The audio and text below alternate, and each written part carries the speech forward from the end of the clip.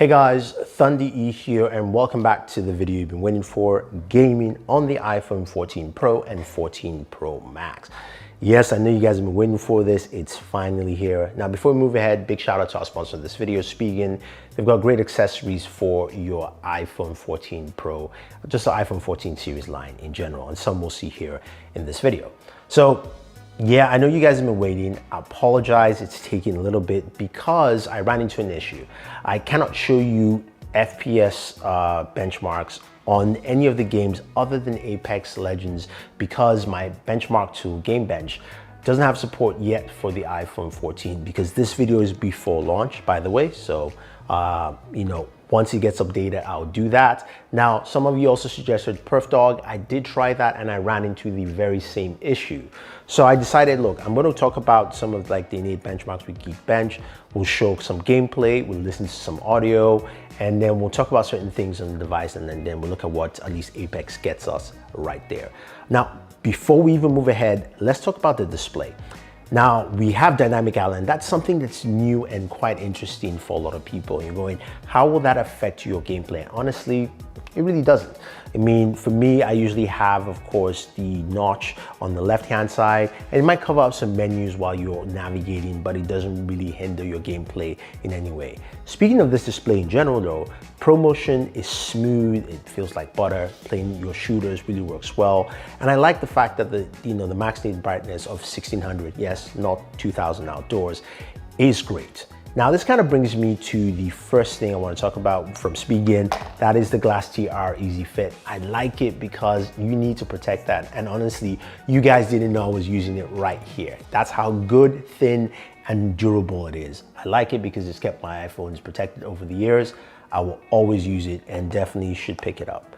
So let's jump into our very first benchmark reading. That is from Geekbench 5, and we're looking at our CPU scores for both devices. Here you can clearly see that the iPhone 14 Pro beats out the iPhone 14 Pro Max, but slightly. You can see the single core and the multi-core scores right there. Pretty solid overall, and probably the highest you see from any device currently on the market. Now, looking of course at the compute scores, again, the 14 Pro beats out the 14 Pro Max. Right there, but some really impressive scores overall. So I definitely like that. Let's move over to some gameplay because that's what you guys came to see here. So Call of Duty Mobile, we can play at ultra settings and medium, which is probably the highest I've seen, and it looked and felt really smooth. You guys saw it for yourself. What do you think there? I liked it. It was really nice. Plus the audio, and you're going to see it as a recurring theme as you look at more gameplay. Audio was really great.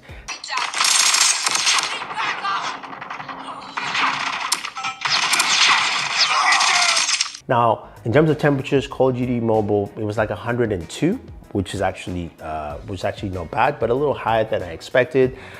Going over to Genshin Impact, which of course is our temperature demon. I played this game for about 30 minutes or so, and here I got some really solid gameplay.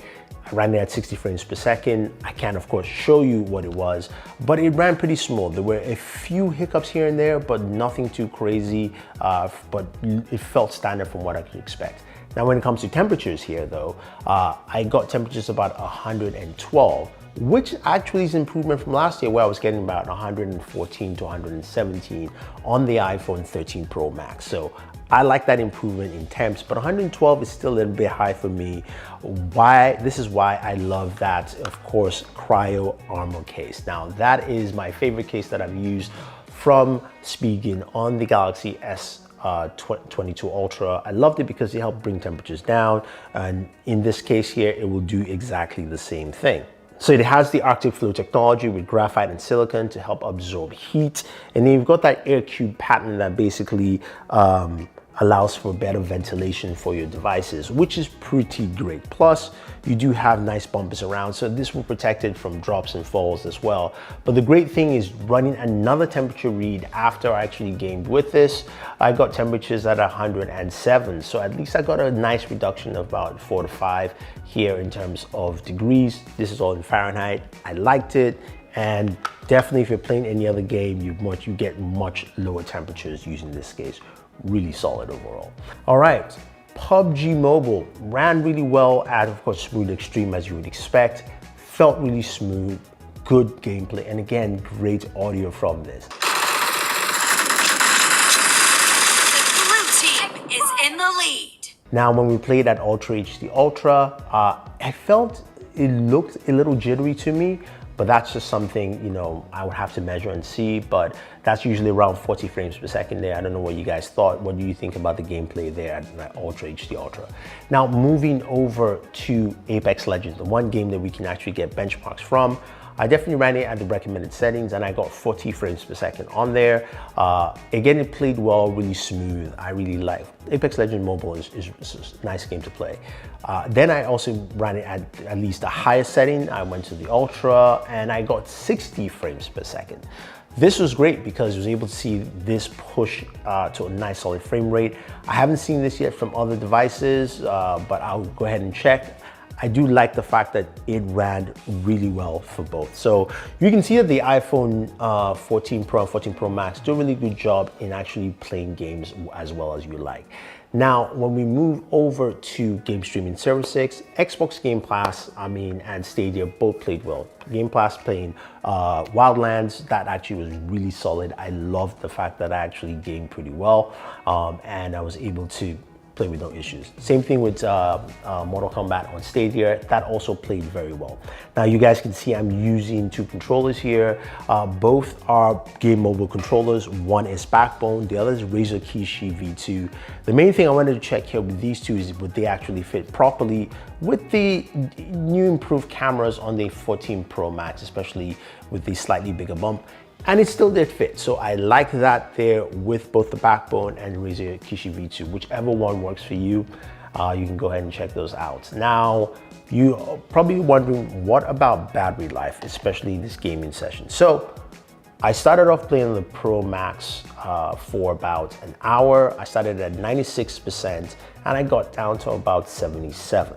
While with the iPhone 14 Pro, I started at 99, and in about 45 minutes of gameplay, I got down to about 77%. So really solid there, and I liked the way it handled. Plus, you know, if you're gonna be gaming for a while, you definitely need a charger, something Apple just doesn't provide. And that's why I would also recommend the ArcStation chargers. Now they've got the 352, which is a charger that does 30 watts, supports the new charging speeds for the Pro and Pro Max. And then you've also got the 452 and the 652. I personally like to use the 652 because I can use it to charge both devices, and I can also use it to charge as well, like my MacBook or my laptop, this kind of thing, and it kind of brings everything together. So the iPhone 14 and 14 Pro Max, from what I can see, do a really good job at gaming. The temperatures have come down, which is great. I'm glad to see that that's there. It's not super high, but it's still high.